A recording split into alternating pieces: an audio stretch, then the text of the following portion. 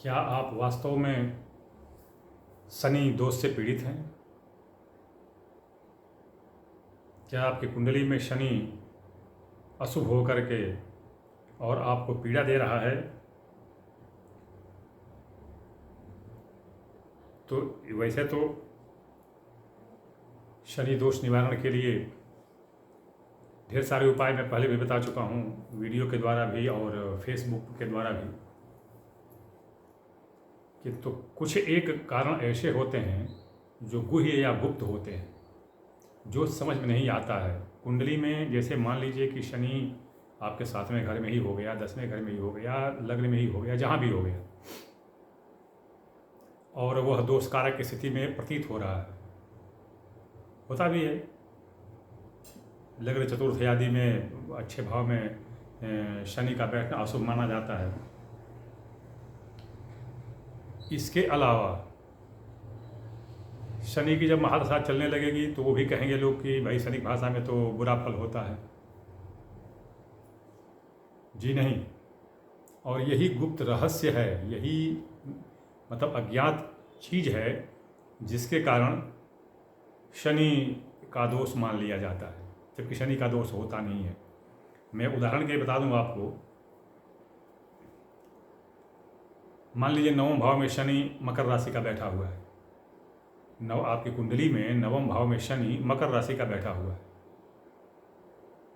तो मेरी समझ से तो यह शनि आपको इतना उत्तम फल देगा जो शायद कोई ग्रह दे ही न पाए। इससे अच्छा फल कोई नहीं दे पाएगा ऐसी स्थिति में। और इसी अवस्था में यदि मान लीजिए आपकी शनि की महादशा चल रही हो, तो यह शनि की महादशा आपको उठा करके इतना ऊपर, इतना ऊंचा ले जाएगी, इतना यश कीर्ति सम्मान धन संपदा सब कुछ देगी कि शायद उतना कोई ग्रह दे भी न पाए। तो ऐसी स्थिति में शनि कैसे अशुभ होगा? चलिए 9वें भाव में न बैठ करके 7वें भाव में ही बैठ गया। 7वें भाव में मान लेता हूँ, 7वें भाव में ही बैठ गया आपका शनि। तो 7वें भाव में मान लीजिए 10वें भाव में आपका मकर हो गया, 9वें भाव में मकर हो गया, 8वें भाव में धनु, 7वें भाव में वृश्चिक। वृश्चिक राशि का शनि आपका बैठ गया है 7वें। तो 7वें भाव में शनि बैठ गया तो यह तो भाग्य भाव और राज्य भाव का स्वामी हो गया। दूसरी बात कि ये भाग्य भाव को अपनी विशेष पूर्ण दृष्टि से, तीसरी दृष्टि से यह 9वें भाव को देख भी रहा है। ये तो अति उत्तम फल देगा, अति उत्तम फल देगा। अब देखिए मैं बता रहा हूँ कि यह शनि किस तरह से ऐसी स्थिति में शनि कैसे दोष कारक हो जाएगा। मान लीजिए आप अपने खेत की मेड़ पर, जो मेड़ है बगल में दूसरे का खेत हो और इस तरफ अपना खेत हो, तो मेड़ पर कोई इत्र की शीशी खोलते हैं तो उसका सुगंध आपके खेत में भी होगा और दूसरे के खेत में भी होगा। चलिए इत्र नहीं, मान लीजिए अपने खेत की मेड़ पर दीपक जला कर रख देते हैं। खेत की मेड़ पर मत रखिए, अपने खेत में ही रखिए थोड़ी सी दूरी पर, तो उसकी रोशनी तो दूसरे घर में भी जाएगी। मेड़ की जितना नज़दीक दीपक रहेगा उतनी ही ज़्यादा रोशनी दूसरे घर में भी जाएगी, दूसरे खेत में भी जाएगी। और जितना अंदर होता चला जाएगा दूसरे के खेत से वो रोशनी आपके अपने खेत में होती चली जाएगी। किंतु यदि आधे से ज़्यादा आप दूर ले गए तो दूसरे वाले के खेत में रोशनी चलने लगेगी। रहेगी रोशनी वो दीपक आपके खेत में, लेकिन वो रोशनी दूसरे खेत में जाने लगेगी और उसका प्रभाव दूसरा अगला खेत अर्थात अगली राशि भी उठाने लगेगी। अब ऐसी स्थिति में यदि मान लीजिए कि 9वां भाव जो भाग्य भाव है उसमें शनि मकर राशि का अपने घर में बैठ गया और मेड़ पर हो, मेड़ मतलब जो धनु और मकर की जो सीमा है, अर्थात 5 अंश तक, मान लीजिए शनि 5 अंश तक हो, 10 अंश तक ही मान लेते हैं, 10 अंश तक हो, तो यदि 10 अंश तक उधर होगा मकर राशि में, तो एक बात जान लीजिएगा कि उतना ही 10 अंश ही इधर भी होगा, पिछले पिछले घर में, अष्टम भाव में। तो ऐसी स्थिति में यह शनि आपके लिए महादोष कारक हो जाएगा। वह शनि जो आपके लिए सदा शुभ है, भाग्य भाव का स्वामी है, दसम भाव का स्वामी है, भाग्य भाव में या दसम भाव में बैठा हुआ है या किसी केंद्र में बैठा हुआ है, तो नवम या दसम में बैठेगा तो वो तो पंच महापुरुष योग हो जाएगा, पूछना ही नहीं है। लेकिन अगर नवम भाव में बैठा है, अपने घर का बैठा है, भाग्य भाव में शुभ भाव में बैठा है, किंतु ऐसी स्थिति में है कि वो 5, 7, 6, 4, 10 अंश के आसपास है, तो उसका तो सारा प्रकाश जो है पीछे मकर वृश्चिक राशि में पड़ेगा। तो यह शनि बहुत ही उत्तम होते हुए भी बहुत ही बुरा फल देना शुरू कर देगा, बहुत ही बुरा फल देना शुरू कर देगा। और यही रहस्य होता है कुंडली में, जो समझ न होने के कारण शनि को दोष मुक्त मान करके और किसी दूसरे ग्रह को ढूंढने लगते हैं कि कौन सा ग्रह जो है कष्टकारक है। किंतु जैसा कि मैं बताया कि यदि शनि आपके खेत के मध्य में हो, तो उस दीपक की रोशनी जो है आपके खेत के मध्य में हो, तो वो उसकी पूरी रोशनी सिर्फ आपके ही खेत में पड़ेगी, उसी राशि में पड़ेगी, फिर उसके आगे पीछे उसकी रोशनी नहीं जाएगी। तो इस तरह से शनि दोष कारक होते हुए भी नहीं है, और नहीं होते हुए भी, मतलब अपने घर का होते हुए भी परम कष्टकारक है।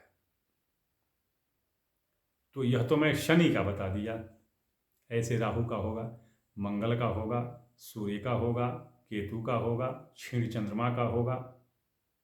ये पापी होते हैं ना। क्षीणश्चंद्रो रविर्भौमो पापो राहु शनि सिखी बुधो अपितैर्जितो पापो होरारासद मुच्यते। तो ये किसी के साथ भी होगा। तब ऐसी स्थिति में क्या करें? मैं एक बात बता दूं आपको कि जब शनि और सूर्य देव का परस्पर विवाद हुआ, इसकी कथा मैं पहले भी बता चुका हूं कि शनि देव जो थे सूर्य भगवान की अव्याहता पत्नी छाया के गर्भ से जन्म लिए थे, और उनकी व्याहता पत्नी जो संज्ञा थी उसके गर्भ से जुड़वा संतान उत्पन्न हुई थी। एक का नाम यम, दूसरे का नाम यमी अर्थात यमुना। ये दोनों हुए थे। ये दोनों, चूँकि संज्ञा जो थी गोरे चिट्टे बदन की बहुत सुंदर कन्या थी और स्त्री थी, और सूर्यदेव तो खैर जाज्वल्यमान है ही। तो ये दोनों पुत्री यम और यमी, ये दोनों भी बड़े ही सुंदर गौर वर्ण शरीर वाले हुए। अभी इधर जब यमराज को पता चला कि यह तो ये अव्याहता पत्नी के पुत्र अर्थात सौतेली माँ के पुत्र हैं, और वो भी सौतेली माँ कौन? अवैध छाया जो थी अवैध पत्नी से हुए हैं, तो बहुत ही विवाद उत्पन्न हो गया। तो एक दूसरे का श्राप देने लगे। शनिदेव ने सूर्यदेव को श्राप दे दिया कि तुम कोढ़ी हो जाओ, और अब तरह तरह के इन पर शनिदेव जो है ना कुपित हो गए पूरे सूर्यदेव और उनके संतानों पर। उनको दिया कि तुम लोग काले हो जाओ, कलूटे हो जाओ, कुरूप हो जाओ, और तभी से यमराज और यमुना दोनों काले हो गए। यमुना का पानी आज भी नीला है, ध्यान दीजिएगा। तो ये काले हो गए। अब भगवान सूर्य को यह भय हुआ कि यह तो शनि इस तरह से पूरे संसार को त्रस्त करेगा, विविध तरह से संकट और विपदा उत्पन्न कर देगा। तब उन्होंने एक मणि का निर्माण किया। भगवान सूर्य ने एक मणि का निर्माण किया जो शनि के सैकड़ों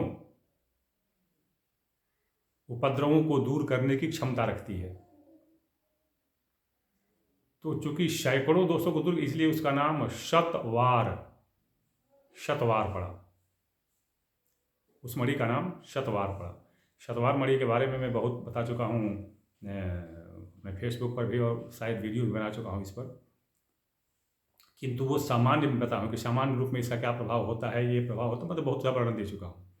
किंतु विशेष अवस्था में, शनि की विशेष अवस्था में, जो मैं बताया इस तरह से, शनि की विशेष अवस्था में, बाकी जो है मंगल और सूर्य आदि के कारण शनि की विशेष, जब ऐसी अवस्था आ जाए, नवम दशम में हो जाए, चाहे लग्न द्वितीय में हो जाए, चतुर्थ पंचम में, जैसे चतुर्थ में मकर राशि और पंचम में कुंभ राशि हो जाए, इस तरह से, और ये स्थिति आ जाए कि वो उसका प्रकाश अगले भाव में पड़ने लगे, उस भाव में न पड़े, तो जब ऐसी स्थिति में शनिकृत दोष हो तो तब शतवार मणि ही एकमात्र ऐसा उपाय है जो इसके दोष को दूर कर सकती है।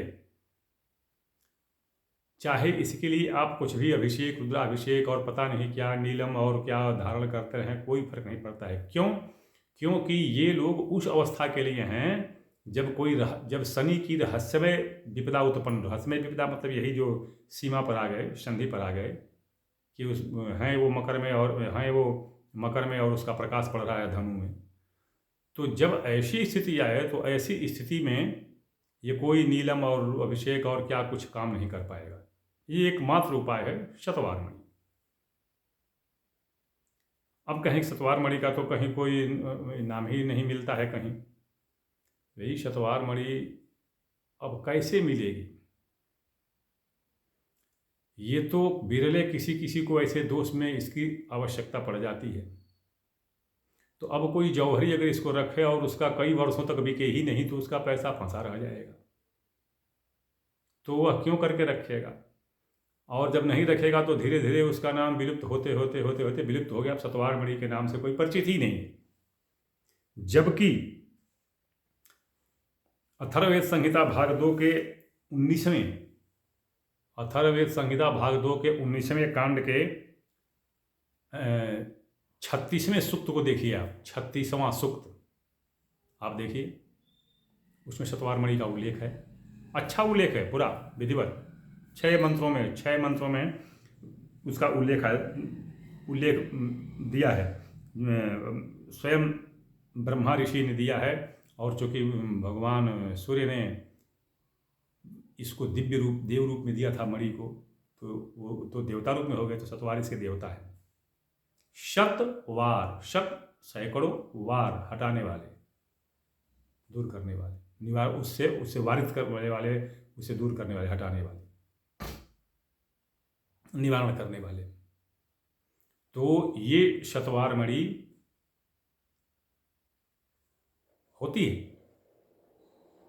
हाँ, मेरे पास भी है, मैं कहता हूँ कि मेरे पास भी शतवार मणि बहुतों के पास हो सकती है। इसकी पहचान, हाथ में आप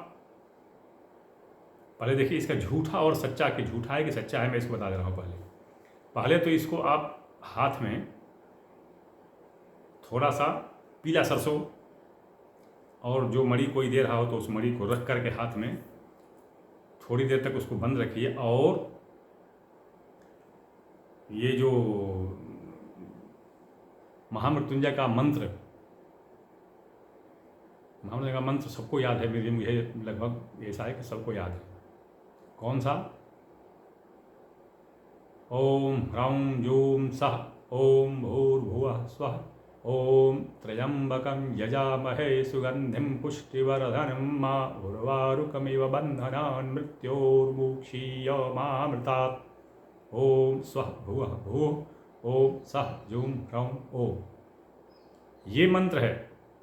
इसमें 6 ओंकार आते हैं, प्रणव 6 आते हैं।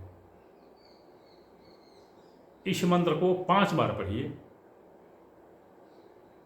5 बार पढ़िए, और जैसे एक बार पढ़ते हैं तो इस पर फूंक मारिए, 5 बार पढ़िए, और उसके बाद उस जो पीला सरसों है और मणि है उसको सफ़ेद कागज़ पर ले लीजिए, सफ़ेद कागज़ पर पलटिए, एक बार वही महामृत्युंजय का मंत्र पढ़ करके एक बूंद पानी टपकाइए उस पर, और उसको धातु के गिलास में नहीं भर तक कोशिश कीजिए कि चीनी मिट्टी का या शीशे का गिलास हो, उसमें पानी हो तो उसमें उसको पलट दीजिए, लकड़ी से उसको हिलाइए। रंग नहीं बदलता है, कोई इसमें रंग नहीं, दूसरा रंग नहीं आता है, तो समझिए कि वह रंग, उस पर रंग नहीं चढ़ाया गया है, उस पर रंग नहीं चढ़ाया गया है, चाहे वो कोई भी मणि हो, उस पर रंग नहीं चढ़ाया गया। अब उसको निकालिए, मणि को, गिलास का पानी पलट दीजिए, हटा दीजिए, पोंछ पाँच कर सुखा लीजिए उसको अच्छी तरह से, हाथ को भी पोंछ लीजिए, हाथ को भी पोंछ लीजिए। और अब पीला सरसों हटा करके सफ़ेद तिल,